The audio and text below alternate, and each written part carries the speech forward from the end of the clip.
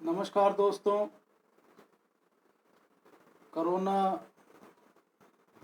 जैसे आजकल मीडिया में दिखाया जा रहा है, अखबार की खबर है, कोरोना बहुत तेज़ी से बढ़ रहा है। सेकंड वेव आ रही है बहुत तेज़ी से।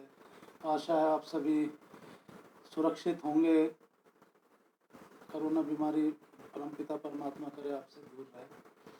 तो दोस्तों आज बात करते हैं आपसे, मन किया कि आपसे रूबरू हुआ जाए। तो आज हम सब जिस चीज़ से सबसे ज़्यादा, जो हम मध्यम वर्ग हैं, जो सबसे ज़्यादा प्रभावित हैं, वो निजी स्कूल के जो रुझान आने शुरू हो गए हैं। देखिए 5 फरवरी के आसपास भी मैंने एक फेसबुक पोस्ट करी थी, जिसमें आपसे साझा किया था कि भाई ये निजी स्कूल वाले निरंकुश हैं और ये फीस बढ़ाने वाले हैं, और उन्होंने वही काम कर दिया है। न जो हरियाणा के जो निजी स्कूल हैं, वो ना उनकी नज़र में इंसानियत की कोई कीमत है, ना उनकी नज़र में कानून की कोई कीमत है, और वो बिल्कुल निरंकुश हो चुके हैं। सरकारी संरक्षण उनको इतना मिला हुआ है कि उनके ऊपर ना उन्हें कानूनों की परवाह है, ना उन्हें नियमों की परवाह है, ना उन्हें इंसानियत की परवाह है, ना उन्हें बच्चों के पेरेंट के दुख दर्द की कोई परवाह है। लगभग हर निजी स्कूल ने, जिसमें भी हमारे सबके बच्चे पढ़ते हैं, चाहे वो पब्लिक स्कूल है, चाहे वो वर्ल्ड स्कूल है, चाहे वो इंटरनेशनल स्कूल हैं, कम से कम 20% और ज़्यादा से ज़्यादा 50% फीस बढ़ा दी है। अब देखिए पिछले 1 साल में आपने देखा, वैसे तो 2016 से ही हमारी जो इनकम है वो कम होती जा रही है, लोग नहीं मान रहे थे।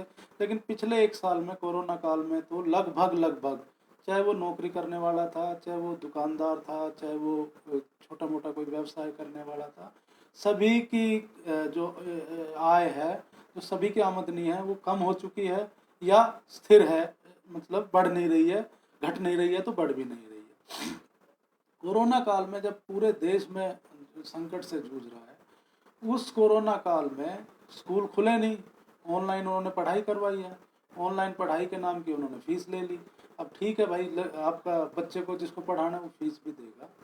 सरकार ने इनको कहा, सरकार और जो पेरेंट्स ने शुरू में जब कोरोना चला तो इनको बताया कि भाई फीस मत बढ़ाइए, तो इन्होंने कह दिया जी ठीक है, हम फीस नहीं बढ़ाएंगे, एनुअल चार्ज नहीं लेंगे, खाली ट्यूशन फीस लेंगे। अब जब बच्चे अगली क्लास में प्रमोट होने वाले हैं, तो स्कूलों ने ब्लैकमेलिंग शुरू कर दी कि भैया आपके बच्चे को आपके बच्चे का रिजल्ट तब डिक्लेयर करेंगे, आपका रिपोर्ट कार्ड तब देंगे, आपके बच्चे को अगली क्लास में प्रमोट तब करेंगे जब आप एनुअल चार्ज दे देंगे, बढ़ी हुई फीस दे देंगे। अब कुछ माता पिता है स्कूलों के बाहर प्रदर्शन कर रहे हैं, थोड़ी थोड़ी संख्या में, कहीं 50, कहीं 100, कहीं 150, कहीं 200, मन में सबके हैं, पीड़ित प्रताड़ित सभी है, लेकिन कर रहे हैं। अब देखिए, प्रदर्शन करने का, विरोध करने का हक तो दोस्तों, अब बुरा मत मानना, कहीं ना कहीं हम अपना खो चुके हैं। उसके लिए सरकार से ज़्यादा हम खुद जिम्मेदार हैं। जब भी सरकार के खिलाफ, देखिए जनता सरकार चुनती है, सरकार का समर्थन करना, सरकार के पक्ष में होना कोई बुरी बात नहीं है, लेकिन जब सरकार कोई गलत निर्णय ले तो उसका विरोध करना भी जनता का अधिकार है। लेकिन पिछले 5-6 साल में दोस्तों हमने क्या किया? जो भी कोई वर्ग अपनी मांग को लेकर प्रदर्शन करता है, अपनी मांग को लेकर धरने करता है, हमने उनको एंटी नेशनल, देशद्रोही बताना का जो चलन चलाया। एक बीजेपी के आईटी सेल ने पोस्ट करनी शुरू करी, और हर प्रदर्शन को, को हमने देशद्रोही और देश विरोधी और भाजपा विरोधी बताना शुरू कर दिया। उसी का कारण ये है कि सरकार, पूंजीपति जो है, सरकार जी को जो चला रहे हैं, वो यही चाहते थे कि प्रदर्शनों की, विरोध की महत्ता समाप्त हो जाए, इनको कोई सीरियसली ना ले। और उसका ये परिणाम है कि आज हमारा जो विरोध है उसकी कोई कदर नहीं है, और ना सरकार के कान पर जू रेंग रही है। 30, 40, 50% फीस बढ़ाने के पीछे स्कूल ये तर्क दे रहे हैं कि भाई हमें अपने बच्चों को सैलरी भी, अपने स्टाफ को सैलरी देनी है, हमारे खर्चे हैं। देखिए मैं आपको एक सच्ची घटना बता रहा हूँ दोस्तों। हमारा एक भाई है, वो एक निजी स्कूल में बस पे ड्राइवर की नौकरी करता है। पहले उसको 18,000 रुपये, कोरोना काल से पहले, तनख्वाह दी जा रही थी। फिर उनको स्कूल बंद हुए तो उनको घर भेज दिया गया। अब दोबारा से जब वो गए हैं, स्कूल खुलने की संभावना बनी है, तो उनको ये कहा जा रहा है कि अब 12,000 रुपये आपको तनख्वाह मिलेगी, आपको ड्राइवरी करनी है, बस चलानी है तो चलाइए, नहीं तो कोई दूसरा आदमी 12,000 में चला लेगा। मेड जो है जिनकी तनख्वाह 8 से 10 हज़ार रुपये थी, उनको ये कहा जा रहा है कि आपको 6 हज़ार रुपये में काम करना है तो करिए, नहीं तो कोई दूसरा आ जाएगा। बेरोजगारी है तो हो सकता है 6 हज़ार और 12 हज़ार में भी काम करने वाले लोग आ जाए। दोस्तों ये बात मैं इसलिए बता रहा हूँ कि स्कूल जो बहाना बना रहे हैं कि भाई हमें स्टाफ को तनख्वाह देनी है, स्टाफ की तनख्वाह तो वो घटा रहे हैं। स्टाफ की तनख्वाह तो उन्होंने 40-40% घटा दी और हमारे से 40% बढ़ा के लिए। ये तो पूंजीवाद का नंगा नाच है। स्कूल जो है सरमाएदारों की ये सरकार है और सरमाएदारों के स्कूल है, इसलिए निरंकुश है। अब आप देखिए, अगर जो सच में ही उन स्कूलों को नुकसान हो रहा है, निजी स्कूलों को, उनके खर्चे पूरे नहीं हो रहे, तो देखिए हर साल उनको एक फॉर्म 16 है जो जिला शिक्षा अधिकारी के कार्यालय में जमा करना होता है, जिसमें उनका आय का और खर्च का ब्यौरा होता है।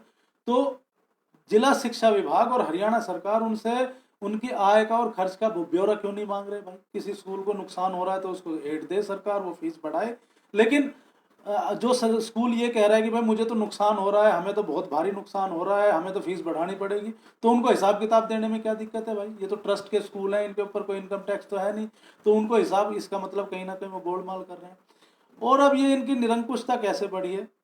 आप याद कीजिए, करीब करीब सितंबर अक्टूबर में हमारे हरियाणा के माननीय मुख्यमंत्री मनोहर लाल जी खट्टर जी के समक्ष जब अभिभावक संघ के लोग गए थे स्कूलों की फीस बढ़ोतरी के विरोध में, तो मनोहर लाल खट्टर साहब ने एक बयान दिया था कि भाइयों अपने बच्चों का भविष्य खराब मत करो, स्कूलों की फीस भरो, क्योंकि आप फीस नहीं भरोगे तो स्कूल आपको बच्चे को पढ़ाएंगे नहीं, उसको क्लास नहीं लेने देंगे।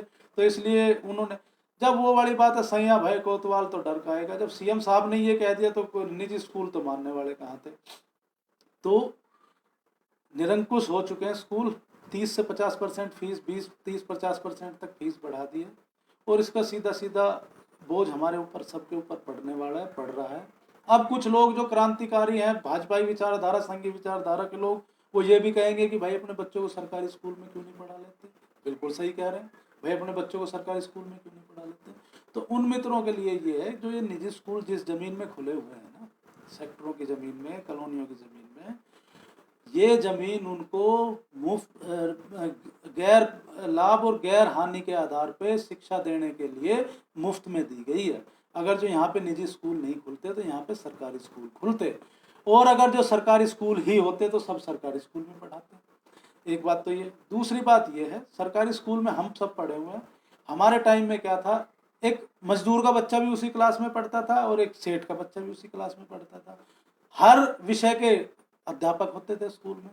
आज सरकारी स्कूलों में अगर जो कोई अपने बच्चे को पढ़ाना चाहे तो गणित के, विज्ञान के, केमिस्ट्री के, फिजिक्स के, इकोनॉमिक्स के टीचर ही नहीं है अधिकतर तो सीनियर सेकेंडरी स्कूलों में। तो भाई जब टीचर ही नहीं है तो बच्चे की पढ़ाई कैसे होगी? तो इसलिए कैसे भेज देगा वो सरकारी स्कूल में अपने बच्चे को? जो भाजपाई मित्र ये कहते हैं कि सरकारी स्कूल में क्यों नहीं पढ़ा लेते, तो भाई पहले जो स्कूल है ना उनकी बिल्डिंगों को ठीक करवाओ आप। 45,000 जो टीचरों की पोस्ट हरियाणा में खाली है, उन टीचरों की पोस्ट को भरो। जब स्कूल में हर विषय के टीचर होंगे, स्कूल का इंफ्रास्ट्रक्चर होगा, तो किसी को शौक नहीं है भाई 30-30 हज़ार रुपये, 35-35 हज़ार रुपये फीस भरने का, वो सरकारी स्कूल में भेज देगा। अब इसके अलावा एक छोटी सी बात और है ये दोस्तों, कि कोरोना बहुत बढ़ रहा है, बहुत तेज़ी से पैर फैला रहा है कोरोना। तो देखिए लॉकडाउन की नौबत आ गई है, बताया जा रहा है कि बेतहाशा केस बढ़ रहे हैं। अब कोरोना की वैक्सीन तो आप लेते रहिए, ले रहे हैं, उम्र के हिसाब से दी जा रही है, लग भी रही है धीरे धीरे। कोरोना से बचाव का एक मास्क भी तरीका है, मास्क सरकार कह रही है मास्क लगाइए। वो बात अलग है कि हमारे जो नेता हैं वो बड़े बड़े जो हैं वो तो मास्क लगाते नहीं, जनता है, जनता का तो फर्ज है मास्क लगाना। इसके अलावा देखने में आया है कि कोरोना की एक बहुत कारगर दवाई और है, वो कारगर दवाई है चुनाव।